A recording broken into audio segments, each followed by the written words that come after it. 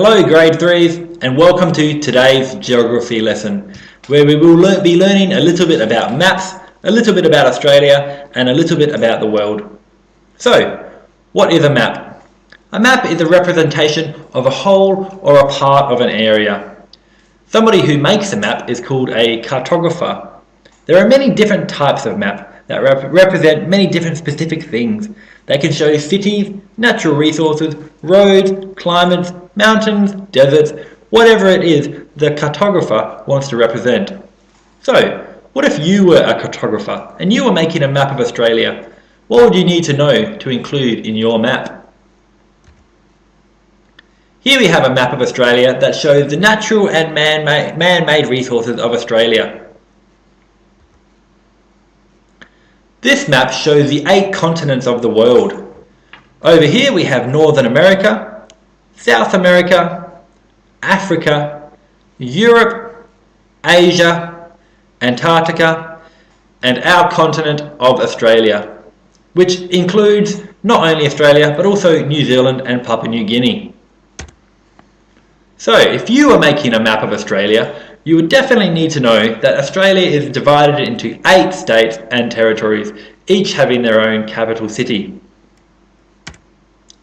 Western Australia is Australia's largest state. It is mostly desert in the east, but has 13,000 kilometres of coastline around the west.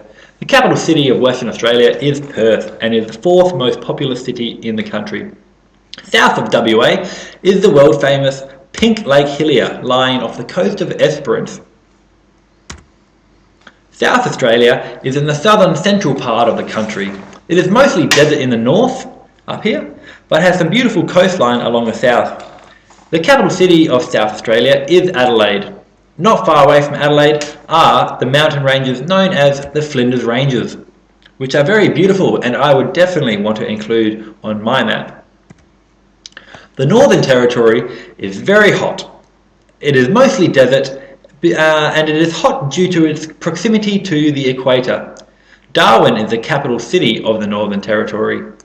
A prominent feature of this territory is Uluru, also known as Ayers Rock. Some people call it the heart of Australia, due to it being nearly in the centre of the country, and in the sun it can be a bright red. Over in the northeast we have the state of Queensland, which is the second largest state in Australia, well known for its sunny and warm winters. Capital city of Queensland is Brisbane. Not far off of the coast of Queensland is the world's largest living organism. You may have heard of it. It is called the Great Barrier Reef. New South Wales is Australia's oldest and most populous state. Originally settled as a penal colony by prisoners who came all the way over from England. The capital city of New South Wales is Sydney, and it is the country's largest city. New South Wales is home to the beautiful Blue Mountains. Victoria is the smallest of the mainland states, though what it lacks in size it makes up for in being the home of AFL, where our great sport all began. The capital city of Victoria is Melbourne, also known as the culture capital of Australia. Along here on the south coast we have something called the Great Ocean Drive, which has many beautiful features, including the 12 Apostles, though due to time and erosion there are only about 8 of them left. Tasmania is the smallest state of Australia. It's our only island state.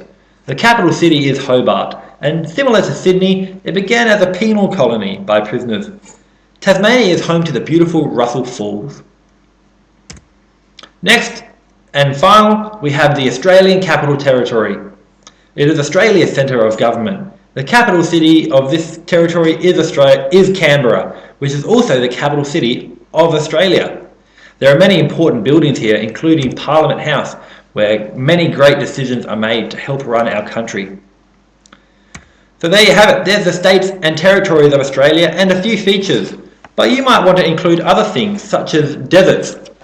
Some deserts of Australia include the Great Sandy Desert, the Great Victoria Desert, Tanami, Gibson, Little Sandy, and the Simpson Desert. There are many rivers throughout Australia that you may want to include in your map as well. They include the Gascoyne, the Murray, the Victoria, and the Flinders. Some mountains you might want to include Mount Ossa, Mount Bolgon, Mount Woodruff and Mount Kosciuszko. I'm not going to show you where they are, but I'm going to leave it up to you to grab an atlas and to research it and see if you can find out where these features are if you want to include them on your map. Did you know that Aboriginals have been living in Australia for over 40,000 years before European settlers came here? They had over 650 different tribes. In this map, we don't see any natural resources or towns or cities or anything like we've been looking at, but it is divided into the 650 regions of Aboriginal tribes. Did you know that the Aboriginal people had over 250 languages and over 600 dialects? Once again, this map doesn't show places or things, but each of these pins represents a different language or a dialect for that area.